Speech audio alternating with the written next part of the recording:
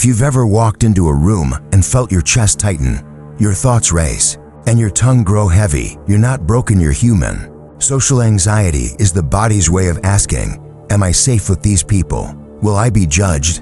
Will I belong? The question is ancient, and so is its answer. The Stoics, practical philosophers who treated life as a training ground, left us a set of tools, not for hiding from the world, but for meeting it with quiet courage.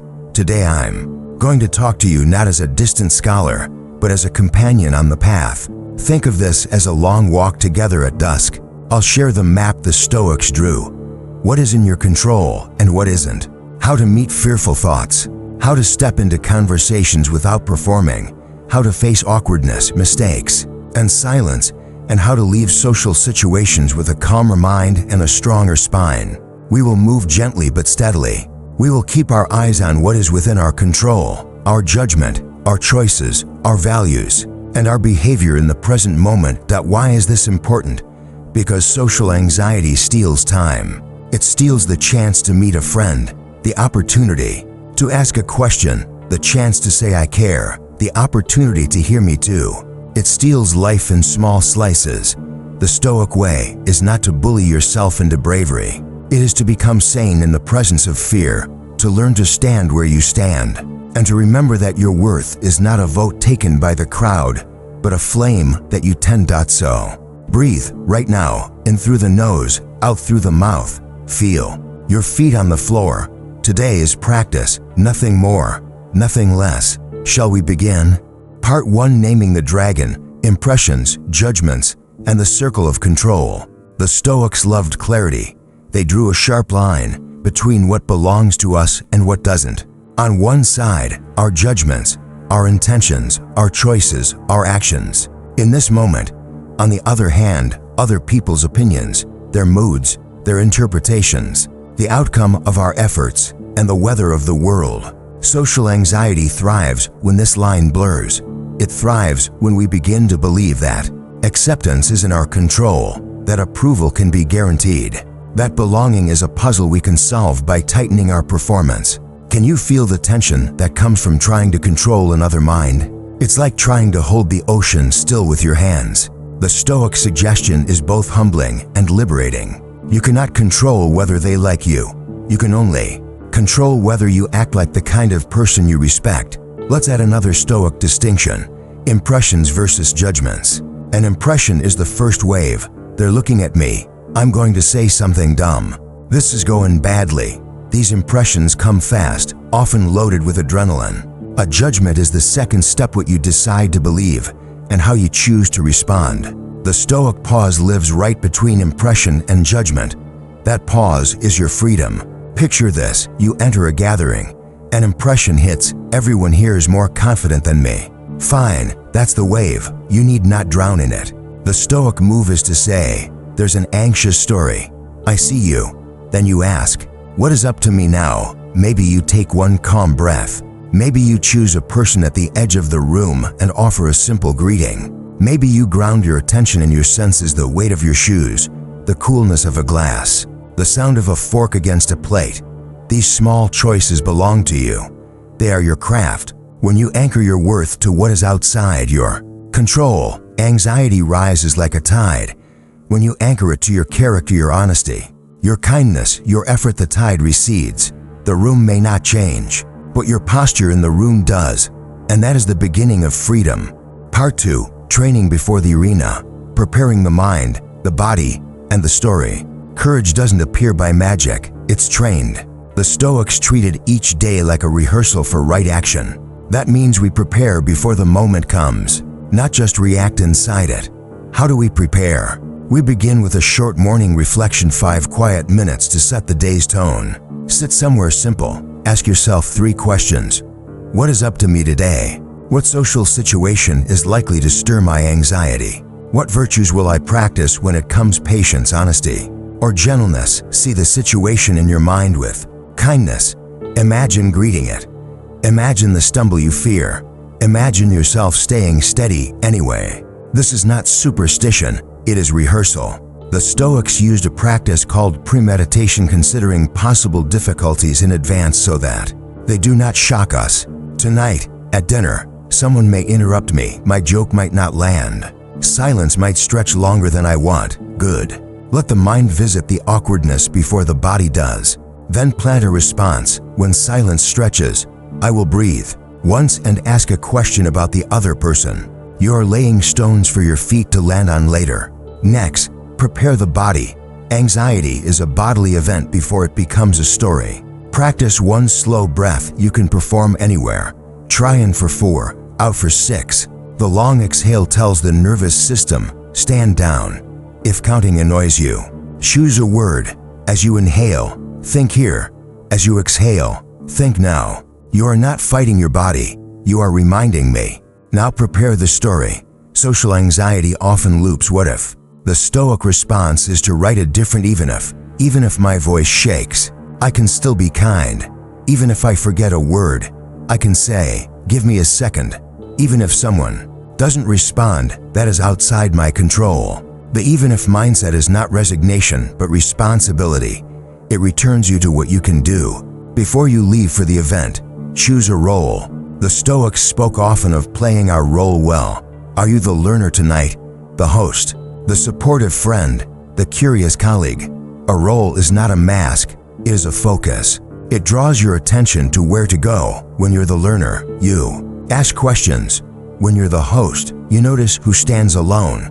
When you're a friend, you listen for what's unspoken. Anxiety looks inward and tight.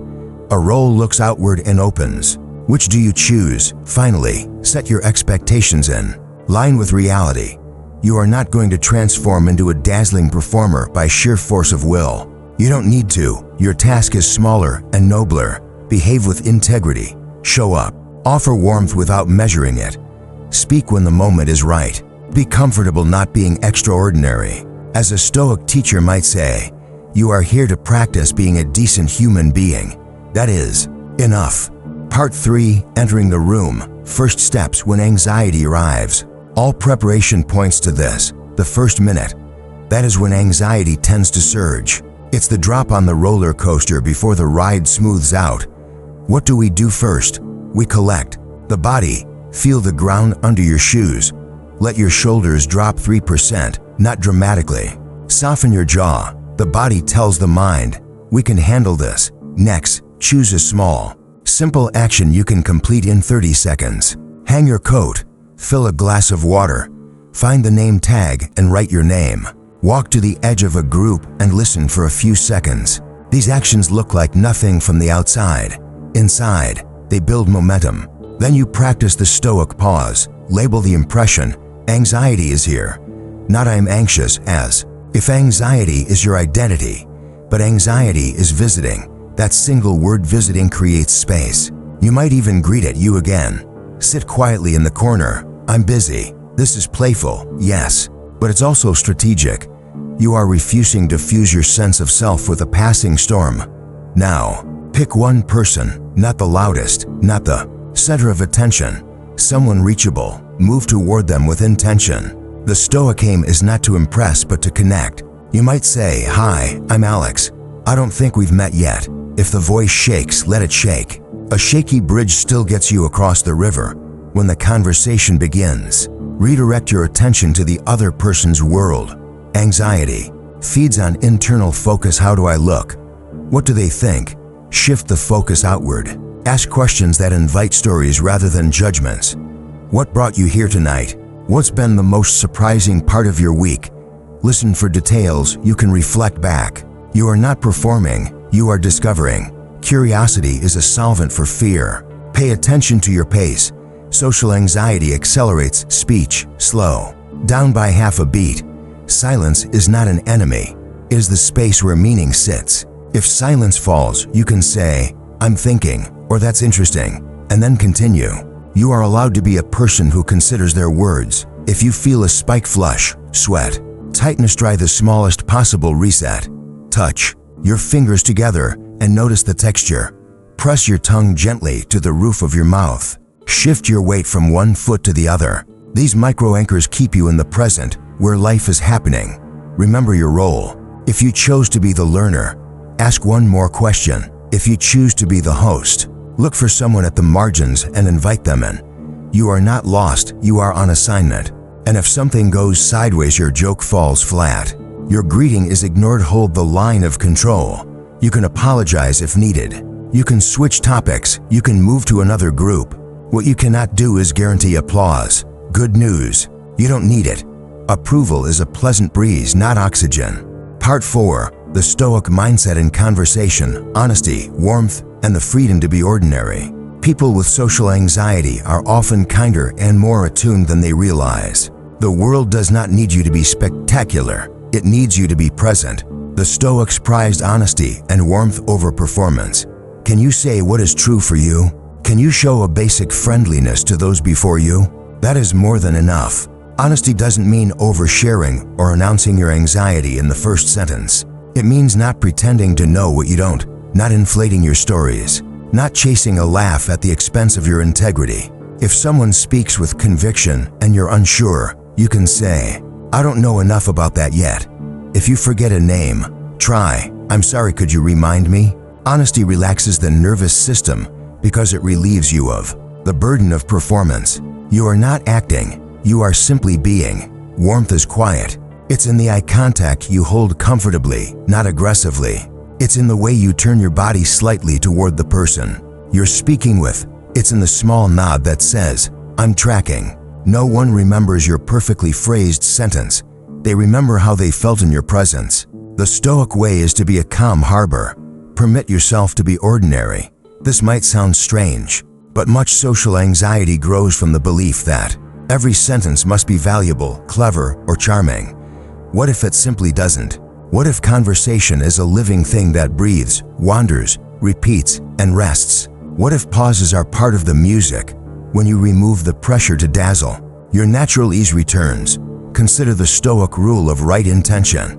Before you speak, check, am I trying to serve the conversation or to inoculate myself against shame? If it's the former, proceed. If it's the latter, breathe and wait. Even a 2-second pause can reset the intention and soften the voice inside that insists. Say something impressive or they'll see through you. You are not a glass window, you are a person. Let them see you. One more practice, compassionate labeling. When you notice the mind start reading thoughts, they think I'm boring. She's looking away because of me, label it, mind reading. Not a sin, just a habit. When you notice catastrophizing, if I mess up, I'll never be invited again, label it, catastrophe story. Labels loosen the stranglehold of certainty. Once the story is named, you can choose a wiser response. I don't know what they're thinking. I will assume goodwill until I learn otherwise. That choice restores dignity.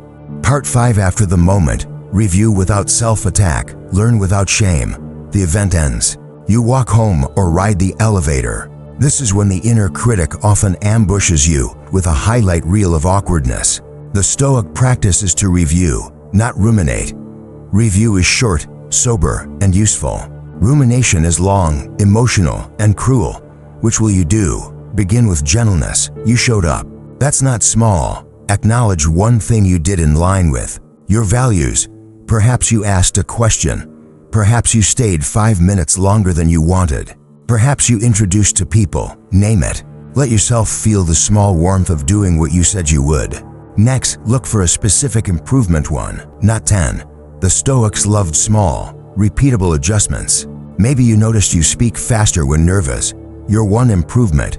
Next time, breathe before your second sentence. Maybe you realized you looked at the floor often. Your improvement. Lift your eyes for the first greeting. Write it down. Keep it simple. The goal is not to be perfect. The goal is to practice. Then release the rest. You are not required to replay the evening frame by frame. If a memory keeps tugging something you said that sounded wrong, ask yourself 2 questions. Is it still in my control? If yes, repair it. Send a message. I realized I might have interrupted you earlier, sorry about that.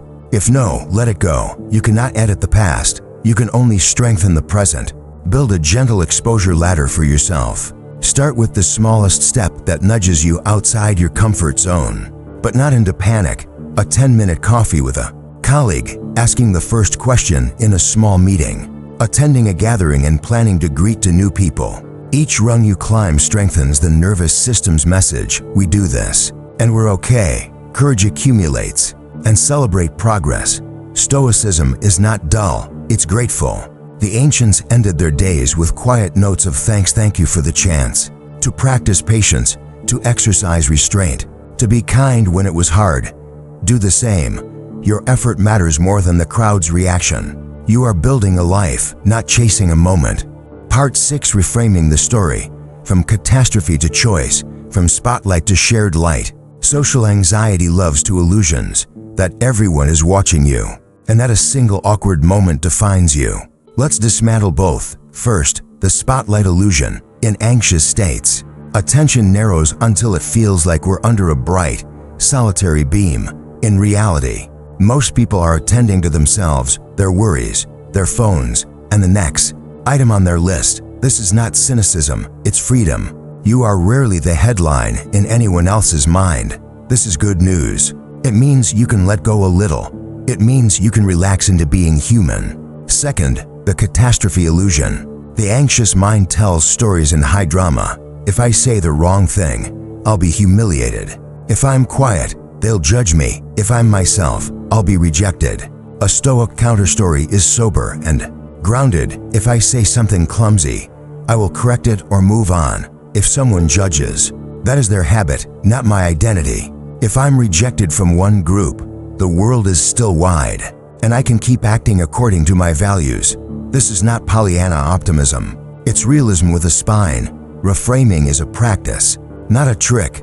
The next time you catch a catastrophic sentence forming, pause and ask 3 questions. What is the evidence for this fear? What is the most likely outcome? What is in my control? Regardless, you will often discover that likelihood is kinder than fear, and that control belongs where it always has, in your next action. Shift your goalposts. 2. Replace I must be liked with I will act in a way I like. Replace I must avoid awkwardness with I will tolerate awkwardness for the sake of connection. Replace I must always say the right thing with I will be willing to repair. When I say the wrong thing, these shifts loosen the rigid constraints that make social situations feel like tight corridors.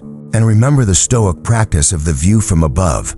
Close your eyes and imagine rising gently, seeing the building you're in, the city, the coastline, the curve of the earth, the thin air, and the stars. From that height, your awkward sentence shrinks to a spark in a vast night. This is not to minimize your feelings. It is to right-size them. You belong to something larger than a room. Finally, cultivate benevolence. Assume good intentions until proven otherwise. When you treat others as fellow travelers rather than judges, you change the way you move among them. You soften. You forgive small slights. You laugh more easily. The world feels less like a courtroom and more like a commons. It's easier to breathe there. Part 7: Training courage with voluntary discomfort. Small acts, strong spine. The Stoics hardened themselves not to become cold, but to become free. They practiced voluntary discomfort to prove to themselves that they could survive what they feared. You can do the same in gentle ways that build social courage. Choose small, safe experiments. Ask a stranger for directions even if you know the way. Pay a sincere compliment to a barista. Join a conversation and contribute one sentence. Then listen. Attend a small gathering and plan to leave after 30 minutes. If needed, your courage is not measured only by staying. It's measured by showing up on purpose. Wear a simple outfit you like rather than one you think will impress. Each experiment sends the message, I can tolerate uncertainty. I can be myself without guarantees. Practice benign embarrassment. Tell a harmless story where you made a mistake and laugh kindly at yourself. Let the room see that you do not treat awkwardness like a catastrophe. When you model comfort with your humanity, others relax and your anxiety has less to clutch. Include tiny, quiet challenges. Eat lunch without your phone. Walk into a room without pretending to text. Let your hands be empty and your eyes available. If that feels intense, set a timer for 5 minutes. The point isn't suffering, it's choice. Anxiety shrinks when you do small, hard things on purpose. End each day with a single sentence in a journal. Today I practiced courage. When keep the entries mundane. Made eye contact with the receptionist, asked a follow-up question. Stayed present when I felt heat in my face. Courage grows in the soil of small repetitions. And remember, courage is tender. If you need help, professional guidance, a therapist, a coach, seek it. Stoicism is not about solitary heroics, it's about wise living. The bravest person in the room is often the one who knows when to ask for a hand. Part 8. Belonging without begging, worth, roles, and the gift of service. At the root of social anxiety lies a question about worth. The anxious mind asks the room to certify that you are enough. The Stoic answer is different. Worth is something you bring, not something you beg for. It is not louder than the others, but it is steady. How do you live from worth rather than for it? You choose your roles and play them well. At home, you are the patient sibling or the attentive partner. At work, you are the reliable colleague. With friends, you are the friend who shows up, not just the friend who shines. The room does not owe you approval. You owe the room your presence and your ethics. This shift from extraction to contribution quietly transforms anxiety. Service is an antidote. When you walk into a gathering, ask, "Whom can I help feel at ease?" Seek the person hovering at the edge. Ask about their day. Introduce them to someone with a shared interest. Notice that in the act of serving, your self-consciousness loosens. You are meeting anxiety with action aligned to your values. Practice gratitude in social settings. Silently thank the host for opening their space, the person who asked the first question, and the stranger who smiled. Gratitude draws your attention to what is working, to the signs that you are part of a web. It's hard to feel terminally alone when you are counting small gifts, and allow yourself joy. The Stoics were not joyless, they were disciplined about protecting joy from the inaccuracies of fear. Let yourself laugh, even if your voice sounds odd to your ears. Let yourself be moved by a story. Let yourself say, "That's wonderful," and mean it. The goal is not to survive every conversation, it's to be alive inside it. Let me leave you with an image. Imagine a candle in a quiet room. It doesn't roar. It doesn't compete with the sun. It doesn't apologize for its size. It simply does what a candle does. It gives light, steadily, to the space it occupies. You are that candle. Social anxiety may flicker the flame, but the flame remains. The Stoic path isn't about becoming someone else. It's about remembering you do not need to be carried by the approval of others to stand. You can choose your judgments. You can master your small actions. You can meet impressions with a pause, meet fear with a breath, meet awkwardness with humor, meet rejection with dignity, and meet every room to serve. As you move through your days, keep the line of control clear. Keep your roles simple and your actions honest. Prepare with kindness. Enter with curiosity. Speak with warmth. Review without cruelty. Practice small courage often. And in time, something almost invisible will happen. You will stop waiting for permission to belong to the world. You will find that you already do. Take one more breath with me, in, out. Let the shoulders drop when the next invitation arrives. When the meeting begins, when you step into the cafe, you will not be alone. You will bring with you a set of tools and a way of seeing that thousands before you have used to live well among other human beings. That lineage is yours now. Go gently. Practice daily. Let your worth be a quiet certainty, not a bargain. Speak when you're ready. Listen fully. Hold yourself like you would a friend. And if anxiety visits, smile. Offer it a small chair and continue the conversation you came to have.